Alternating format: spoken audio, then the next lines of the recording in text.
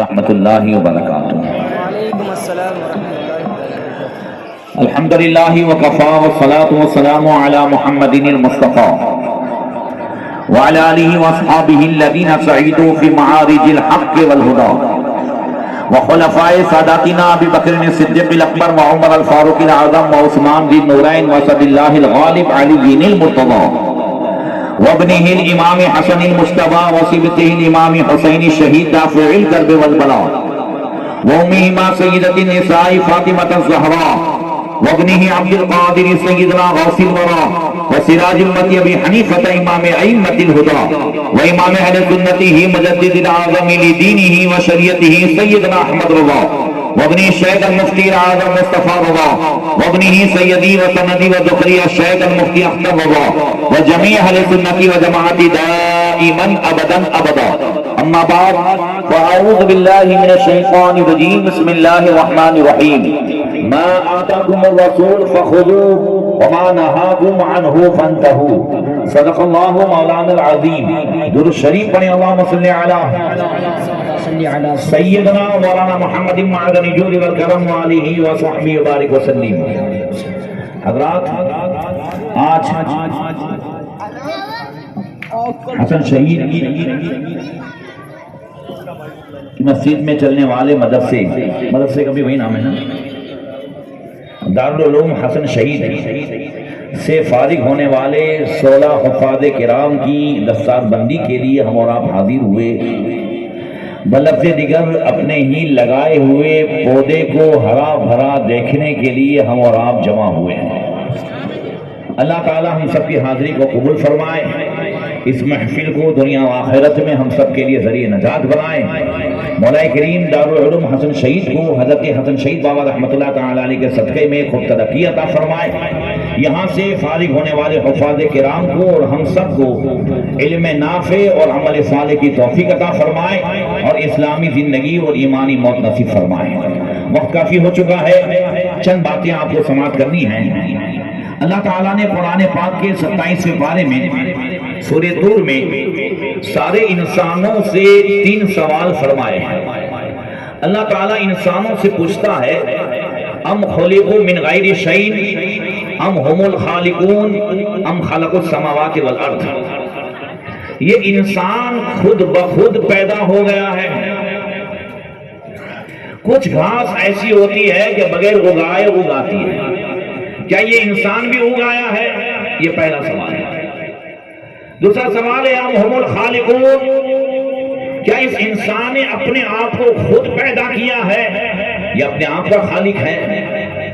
تیسرا سوال ام خلق السماوات والارض، زمین و آسمان کو کیا یہ انسان نے بنایا ہے؟ اور تینوں سوال کا جواب قرآن میں موجود ہے۔ پہلے دونوں سوال انسان خود بخود اگایا ہے یا انسان نے اپنے آپ کو خود پیدا کیا ہے، ان دونوں کا جواب اللہ تعالیٰ نے سورہ دہر 29ویں پارے میں ارشاد فرمایا هل اتى على الانسان حين من الدهر لم يكن شيئا مذكورا انا خلقنا الانسان من نطفة۔ اے انسان تجھے تیری کہانی نہ بتائیں، ایک زمانہ تھا کہ تو کچھ بھی نہیں تھا، ہم نے انسان کو ناپاک قطرے سے پیدا کیا۔ اللہ فرماتا ہم نے پیدا کیا، ہم سب کا پیدا کرنے والا کون ہے؟ پورا مجمع بولو۔ دونوں سوال کا جواب ہو گیا۔ تیسرا سوال ہے زمین و آسمان کا پیدا کرنے والا یہ انسان ہے، یہ ساری چیزوں کا زمین و آسمان کے درمیان جو ہے اس کا پیدا کرنے والا کون ہے؟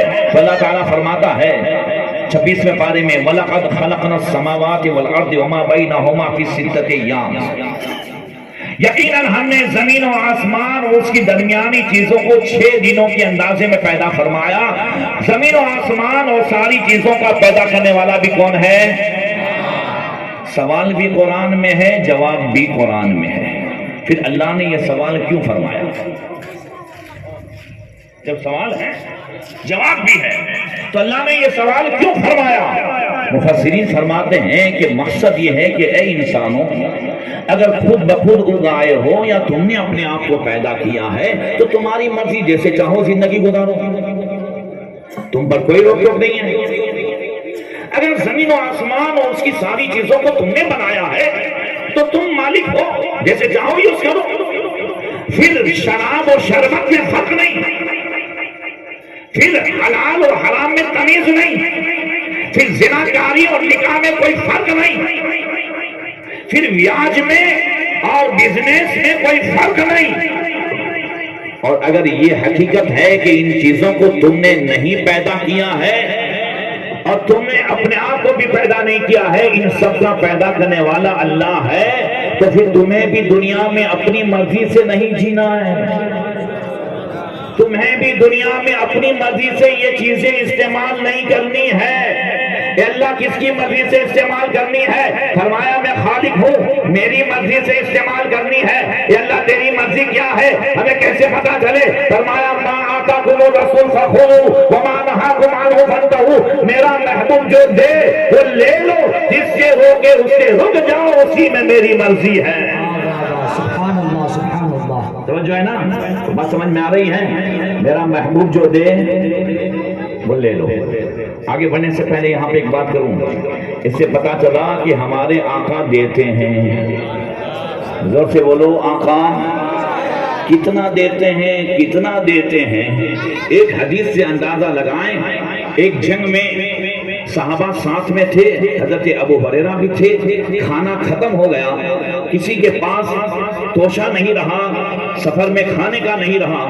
حضرت ابو ہریرہ کہتے ہیں میرے جھولے میں کچھ کھجوریں تھیں، میں حضور کے سامنے سے نکلا تو حضور نے فرمایا ابو ہریرہ تمہارے پاس کچھ ہے؟ عرض کی ہاں یا رسول اللہ کچھ کھجوریں ہیں۔ فرمایا دسترخوان بچھاؤ، میں نے دسترخوان بچھائی۔ فرمایا اپنے جھولے کو انڈیل دو، میں نے انڈیل دیا، فَإِذَا إِحْدَى وَعِشْرِينَ تَمْرَةً، تو 21 کھجوریں تھیں۔ کتنی تھیں؟ حضور نے فرمایا ابو ہریرہ ادعوا عشرة، 10 صحابہ کو بلاؤ۔ اللہ اکبر۔ کہتے فدعوت، میں نے بلایا، فَأَقَلُوا حَتَّى شَبِعُوا، 10 نے پیٹ بھر کے کھایا۔ ماشاءاللہ۔ پھر میں نے دیکھا تو وہی 21 پڑی ہوئی ہیں۔ ادعوا عشرة، ابو ہریرہ اور بھی 10 کو بلاؤ، اور بھی 10 کو بلاؤ، حَتَّى أَكَلَ الْجَيْشُ كُلُّهُ، یہاں تک کہ پورے لشکر نے کھا لیا۔ اب میں نے دیکھا تو ابھی بھی ویسے ہی رکھی ہے۔ تو حضور نے فرمایا ابو ہریرہ اسے اٹھا دو، اسے ڈال دو۔ اذا اراد ان تاخذ منه شيئا فادخل يدك فيه ولا تكفه، ابو ہریرہ اب جب بھی دل چاہے کھجور کھانے کا تو اس میں ہاتھ ڈالنا، بسم اللہ پڑھ کے نکالتے جانا، کبھی اپنے تھیلے کو الٹا مت کرنا، کھاتے جانا کھاتے جانا۔ حضرت ابو ہریرہ کہتے ہیں اکلت منه حیاء للنبی صلی اللہ علیہ وسلم وابی بکر وعمر وعثمان، میں نے اس 21 کھجور میں سے حضور کی پوری زندگی تک میں اس سے کھاتا رہا، صدیق اکبر کے خلافت کے زمانے میں کھاتا رہا، حضرت عمر کے زمانے میں کھاتا رہا، حضرت عثمان غنی کے زمانے میں بھی کھاتا رہا۔ سبحان اللہ سبحان اللہ۔ فلما قتل عثمان انتہب ما فی بیتہ وانتہب المزود، جب حضرت عثمان غنی کی شہادت ہوئی، مدینہ شریف میں افراتفری کا ماحول پیدا ہوا، کسی نے موقع پا کر میرے گھر سے میرے ٹھیلے کو چرا لیا، ٹھیلا گیا۔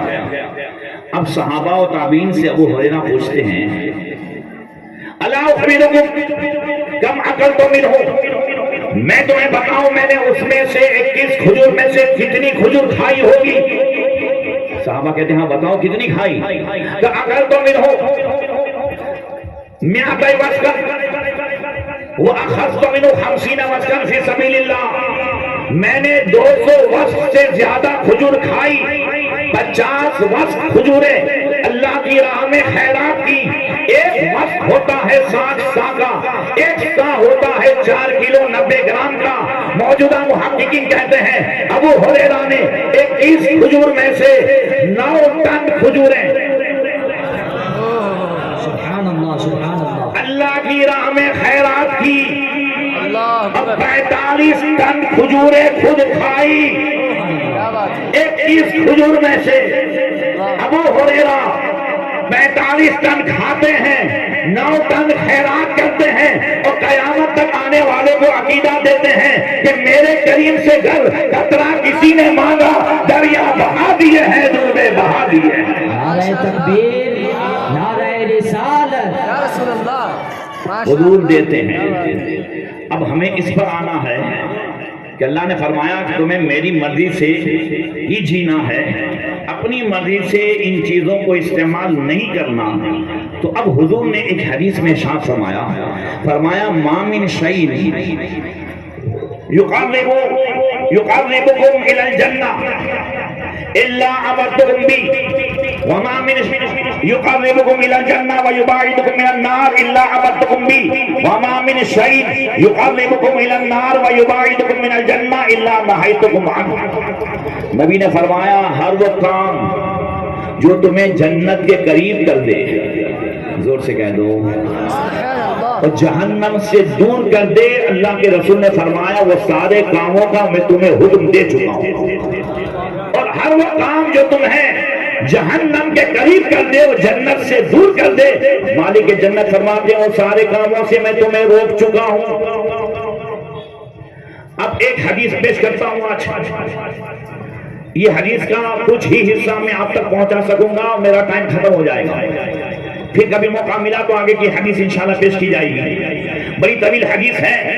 اس حدیث میں سید المفسرین عبداللہ ابن عباس رضی اللہ تعالیٰ عنہ فرماتے ہیں کہ حج النبی صلی اللہ علیہ وسلم حجۃ الوداع فأخذ بحلقتين من باب الكعبة ثم أقبل على وجه الناس فقال يا أيها الناس إني أخبركم بأشراط الساعة.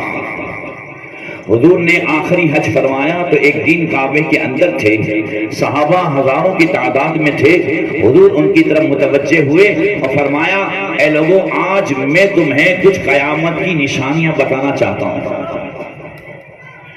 اس میں حضور نے بڑی بڑی نشانیوں کو ایک لائن میں بیان کیا. بھئی دجال کا آنا ہے، یاجوج ماجوج کا آنا ہے، سورج کا پچھم سے نکلنا ہے، وہ سب ایک لائن میں بیان کر دیا. اور چھوٹی چھوٹی نشانیاں جو اس وقت ہمارے ارد گرد ہے، قیامت سے پہلے ایسا زمانہ کہ اس کی چھوٹی چھوٹی نشانیاں ظاہر ہو جائیں گی اور کیا کیا ہوگا یہ حضور نے تقریباً 2 پیج میں اسے بیان فرمایا ہے، وہی آپ تک پہنچانا ہے. اللہ کے رسول صلی اللہ علیہ وسلم نے فرمایا ان من اشراط الساعة اماطة الصلوات واتباع الشہوات والمیل مع الہوى وتعظیم رب المال بالمال. نبی نے فرمایا قیامت کی نشانیوں میں سے یہ ہے کہ نمازوں کی پرواہ نہیں ہوگی، نماز کی پرواہ نہیں ہوگی، نفسانی خواہشات کی پیروی کی جائے گی، لوگ حق کی طرف کم اور بد مذہبوں کی طرف زیادہ جھکیں گے، اور مالدار کی تعظیم اس کے مال کی بنیاد پر ہوگی. کس کی بنیاد پر ہوگی؟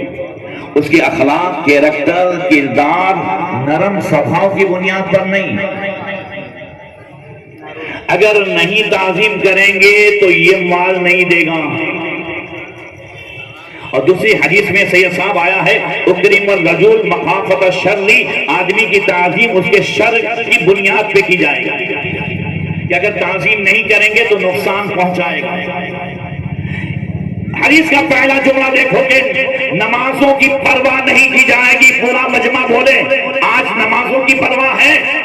آج ہمیں جتنی اپنی جاب کی فکر ہے، دنیا کی فکر ہے، کاروبار کی فکر ہے، پیسے کی فکر ہے، صبح سے لے کے شام تک کس کو کتنا دینا ہے، کون راضی رہتا ہے، کون ناراض رہتا ہے، ان سب کی فکر ہے. مگر کیا آج نمازوں کی اتنی فکر ہے؟ بولو یار کچھ تو آئے نہ بولو. جو عشاء پڑھ کے آئے وہ بھی بولو، جو نہیں پڑھ کے آئے وہ بھی بولو. حضرات آپ تو کچھ بولیں، نیت کر کے بولو کہ انشاءاللہ نماز پڑھے بغیر آج سوئیں گے نہیں انشاءاللہ. میں اکثر ایک مثال دیتا ہوں. اگر کوئی بندہ کہیں جاب کرتا ہے، کسی بھی فیکٹری میں اس کے جاب کا ٹائم ہے صبح 9 سے لے کر کے شام 6 بجے تک، اور اگر اس کی آنکھ صبح 10 بجے کھلتی ہے وہ ہڑبڑاتا ہے چلا جاتا ہے. دوسرے دن بھی اس کی آنکھ 10 بجے کھلی، 11 بجے جاب پہنچا، گردن نیچی کی، کام پہ لگ گیا، سپروائزر نہیں دیکھا. تیسرے دن بھی آنکھ 10 بجے کھلی، 9 بجے پہنچنا تھا، اب تیسرے چوتھے دن اگر ایسا ہوتا ہے تو اپنی ماں سے لڑتا ہے، اپنی بیوی سے لڑتا ہے، کہتا ہے میں 3-4 دن سے روزانہ جاب پہ لیٹ جاتا ہوں، میرا پہنچنے کا 9 بجے کا ٹائم ہے، مجھے سیٹ سے، مجھے اپنے باس سے ڈر لگتا ہے، شرم آتی ہے، سپروائزر کو کیا منہ دکھاؤں، سیٹ کو کیا منہ دکھاؤں۔ یہ انسان کو احساس ہوتا ہے کہ نہیں؟ ہاں یا بولو، اپنے باس سے ڈرتا ہے، اپنے سیٹ سے ڈرتا ہے، چہرہ دکھانے میں شرم آتی ہے۔ اب اللہ کے رسول نے فرمایا نمازوں کی فکر نہیں ہوگی، مطلب یہ ہے کہ اگر 3-4 دن ہم جاب پہ لیٹ پہنچے تو سیٹ سے ڈر لگتا ہے، باس سے ڈر لگتا ہے، سپروائزر سے شرم آتی ہے، روزانہ فجر کی نماز چھوٹ جاتی ہے، کبھی یہ خیال نہیں آتا کہ پروردگار کو کیا منہ دکھائیں گے،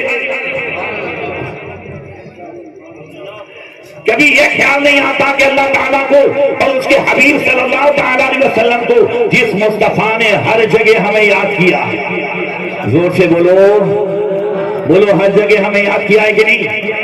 معراج میں بھی ہمیں یاد کیا ہے، پیدا ہوتے ہی ہمیں یاد کیا ہے، لامکہ میں بھی ہمیں یاد کیا ہے، غار حرا میں اور سور میں بھی ہمیں یاد کیا ہے، قبر انور میں بھی ہمیں یاد کیا ہے۔ اللہ حضرت فرماتے ہیں جو نہ بھولا ہم غریبوں کو رضا یاد اس کی اپنی عادت کیجئے، اور کچھ نہ کریں تو 5 ٹائم نماز پڑھ کر کے بھی مصطفیٰ کی یاد کریں کہ ہر نماز میں حضور کی یاد ہے۔ کل اگر قبر میں مصطفیٰ نے پوچھ لیا یا حشر میں پوچھ لیا کہ تجھے اپنے سیٹ سے شرم آتی تھی، مجھ سے شرم نہیں آتی تھی، اعلیٰ حضرت فرماتے ہیں جو آج ہماری حالت ہے، دعوے ہمارے بڑے بڑے ہیں مگر دلیل ہماری زندگی کی کیا ہے؟ دعویٰ کرنا آسان ہے، دعویٰ اس کا سچا مانا جائے گا جب دلیل اس کے مطابق ہو۔ دعویٰ ہمارا ہے کہ عشق مصطفیٰ میں بھی موت بھی قبول ہے، یہ دعویٰ ہے۔ یہ کیا ہے؟ کروں تیرے نام پہ جا فدا، نہ بس ایک جان تو جہاں فدا۔ یہ دعویٰ کرنے والے اعلیٰ حضرت نے دعویٰ کیا ہے تو پوری زندگی اس کی دلیل بھی عطا فرمائی ہے۔ مگر اگر ہماری زبان پہ یہ دعوے ہیں تو زندگی کی دلیل کیا ہے؟ تو اعلیٰ حضرت فرماتے ہیں دین لہو میں کھونا تجھے، شب صبح تک سونا تجھے، شرم نبی خوف خدا یہ بھی نہیں وہ بھی نہیں، رزق خدا کھایا کیا، فرمان حق تعالیٰ کیا، شکر کرم تر سے سزا یہ بھی نہیں وہ بھی نہیں۔ آج ہمیں اس کی فکر نہیں ہے کہ ہمارے بچے کہاں جا رہے ہیں۔ یاد رکھیں قیامت کی نشانیوں کے ارد گرد ہی ہماری زندگی گھری ہوئی ہے۔ نبی نے دوسری نشانی بیان فرمائی، نفسانی خواہشات کی پیروی کی جائے گی۔ کیا مطلب؟ لوگ شریعت کو طبیعت کے موافق کرنا چاہیں گے۔ کیا کرنا چاہیں گے حضرت؟ شریعت کو طبیعت کے موافق۔ آپ کو وہی مفتی اچھا لگتا ہے جو من بھاتا مسئلہ بتائیں۔ آج ہم 50,000 ویاج پہ دیکھ کر کے 10% ویاج لیتے ہوئے ایسا مفتی ڈھونڈتے ہیں جو کہہ دے کہ ویاج نہیں ہے۔ 3 طلاق دینے کے بعد ایسا مولوی و مفتی ڈھونڈتے ہیں جو کہہ دے کہ جو ہے طلاق ہوئی نہیں ہے۔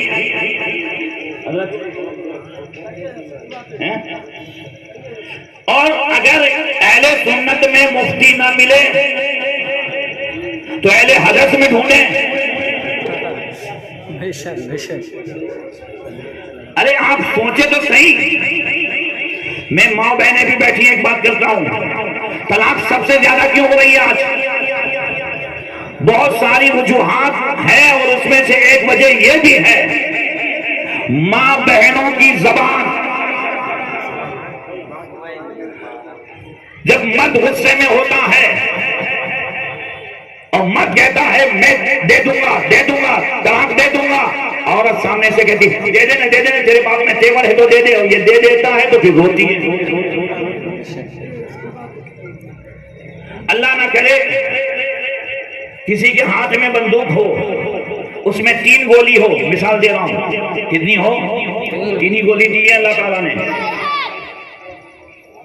3 गोली हो, बंदूक हो, और फिर मेरे सामने ऐसे ताकी हो, मैं कहूं मार देना, मार दे तेरे बाप में तेवर है तो मार दे, वो 3 मार दे, और फिर यहाँ मैं इन्ना लिल्लाह हो जाऊं, और फिर उसके बाद मेरे घर वाले ऐसे डॉक्टर को ढूंढे जो कहे कि मरा नहीं है।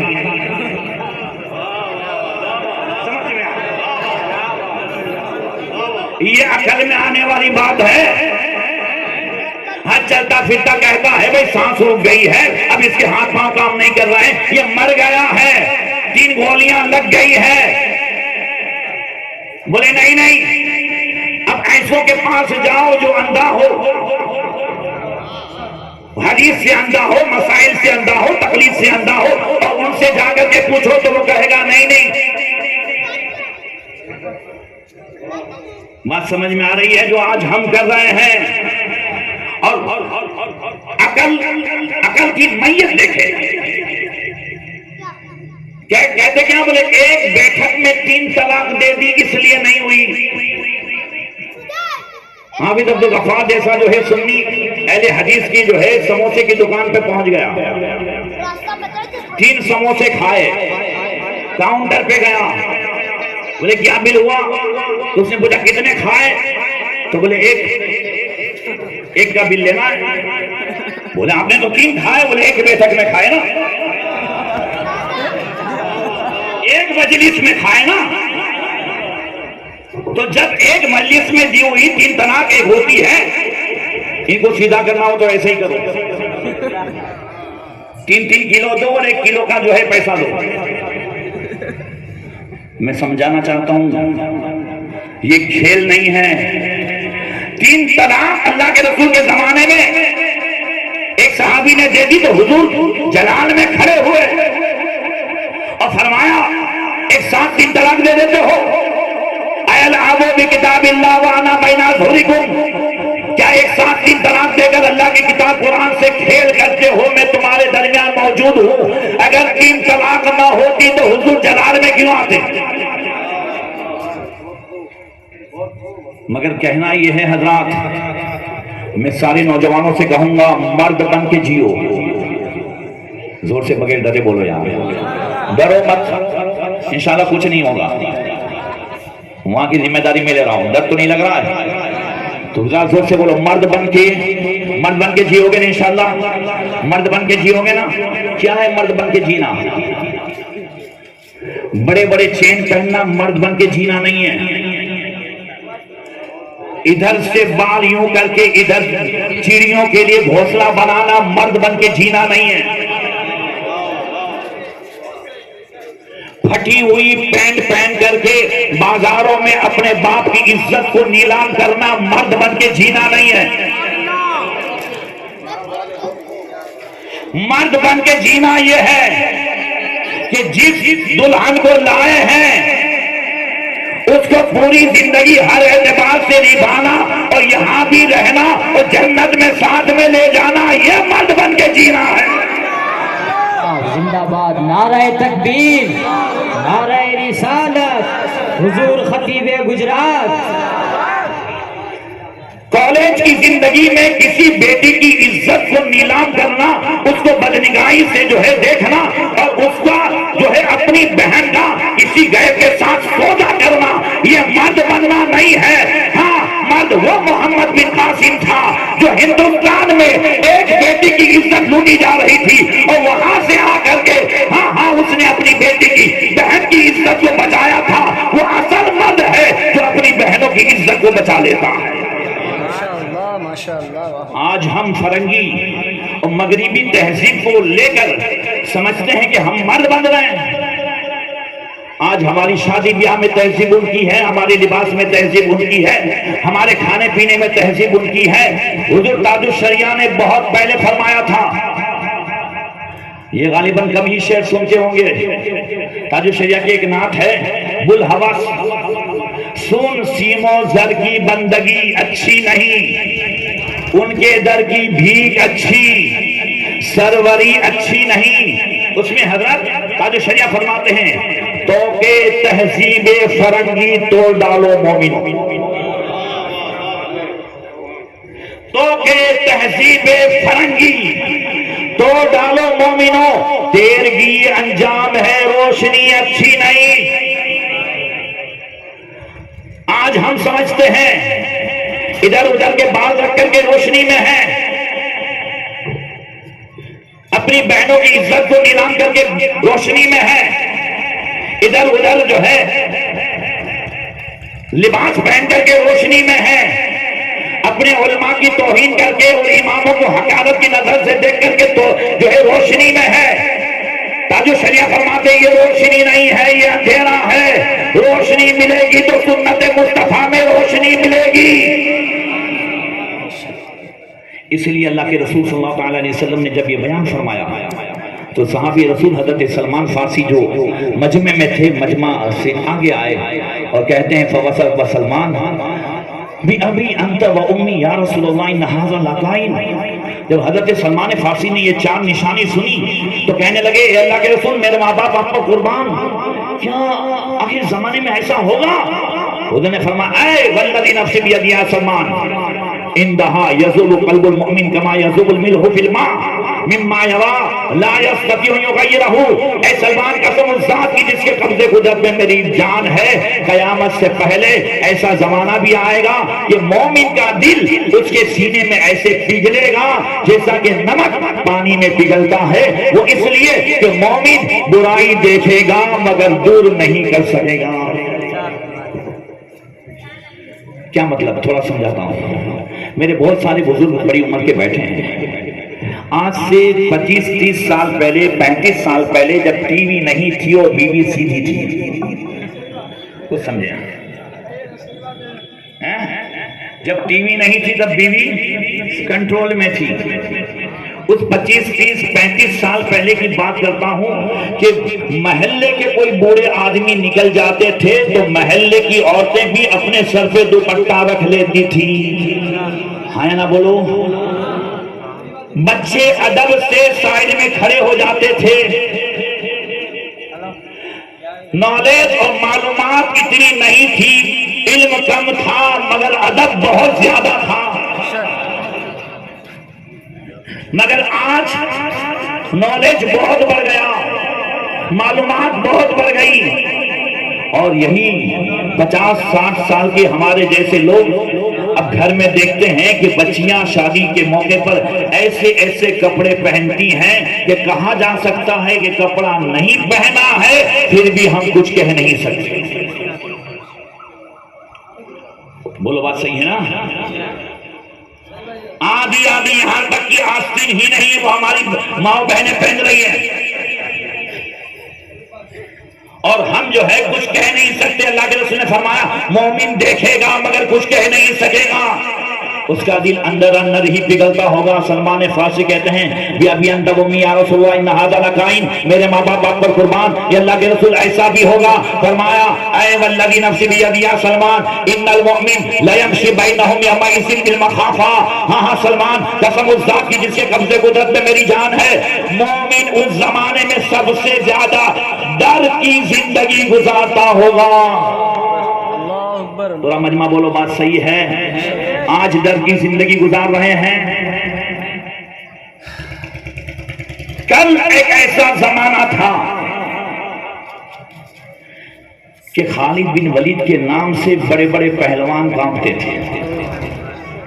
ذرا زور سے کہہ دو سبحان اللہ. کل ڈر کیسا تھا وہ میں آپ کو بتاؤں. سیریا کی جنگ یرموک کی جنگ میں تقریباً عیسائیوں کے پاس 11 لاکھ کی فوج تھی، مسلمان 47,000 تھے. پھر بھی کئی دنوں تک عیسائی کمانڈر نے جنگ شروع نہیں کی، سمادھان کی کوشش کر رہا تھا. یہ ہے مسلمانوں کا ڈر. کیا بات ہے، ماشاءاللہ، بہت بڑھیا. اور آج کیا ہے؟ آج ہم اپنے سائے سے ڈرتے ہیں، آج ہم جو ہے اس سے ڈرتے ہیں، ٹوپی پہننے سے ڈرتے ہیں. پھر ایک اور چیز بتاتا ہوں جو اللہ کے رسول نے بتایا. حضرت سلمان فارسی کہتے ہیں بھی ابھی انت امی یا رسول اللہ ان ھذا لقائن، میرے ماں باپ آپ پر قربان، کیا ایسا بھی ہوگا؟ فرمایا اے والذی نفسی بیدی یا سلمان للمؤمن یومئذ اذل من الامہ. اس زمانے میں مومن کو ٹیڑھی نظر سے دیکھا جائے گا. امت میں سب سے زیادہ مومن کو کس کی نظر سے دیکھا جائے گا؟ ٹیڑھی نظر سے، خاص کر کے دین پر چلنے والے مومن کو، سنت مصطفیٰ کے مطابق چہرہ سجانے والے مومن کو، امامہ پہننے والے مومن کو جاب پہ ٹیڑھی نظر سے دیکھا جائے گا، آفس پہ ٹیڑھی نظر سے دیکھا جائے گا، ایئرپورٹ پہ ٹیڑھی نظر سے دیکھا جائے گا، ہاں اسے پلیٹ فارم پہ ٹیڑھی نظر سے دیکھا جائے گا، بازاروں میں ٹیڑھی نظر سے دیکھا جائے گا، بولو ہر جگہ ٹیڑھی نظر سے دیکھا جاتا ہے۔ ٹوپی والا، داڑھی والا، ہاں یا نہ بولو؟ کیوں؟ کبھی سوچا ہے کون ہے اس کا ذمہ دار؟ یہ کبھی سوچا ہے کیوں ٹیڑھی نظر سے دیکھا جا رہا ہے؟ کسی کو اگر صرف داڑھی اور ٹوپی اور پگڑی سے آپتی ہوتی تو ایک قوم ایسی ہے جو سب کے سب پگڑی پہن رہے ہیں، سب کے سب داڑھی رکھ رہے ہیں، اس قوم کا ایک آدمی 10 سال تک وڈا پردان رہتا ہے، داڑھی اور پگڑی کے ساتھ کوئی کچھ نہیں کہتا، کوئی اس کو ٹیڑھی نظر سے نہیں دیکھتا۔ پھر ہمارا اگر نوجوان اگر جو پہ بھی داڑھی رکھ لے تو اسے نکال دیا جاتا ہے، اگر کہیں کلارک میں ہے تو نکال دیا جاتا ہے۔ ایسا کیوں؟ اگر آپ کہیں گے حضرت ہم کرنا پڑتے ہم مسلمان ہیں، تو نے مسلمان ہونے کی حیثیت سے اپنے آپ کو پہچانوایا کب ہے؟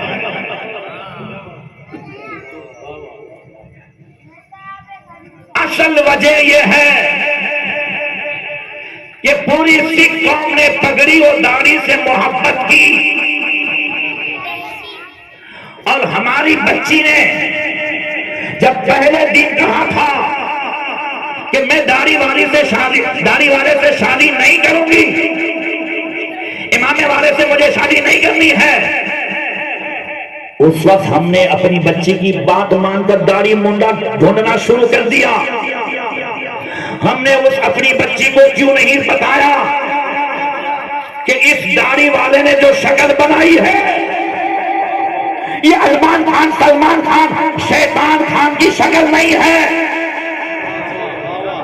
جو آج کا نوجوان بنا رہا ہے وہ شکل نہیں ہے، اس داڑھی والے نے اس شکل کی طرح شکل بنائی ہے جس شکل مصطفیٰ کو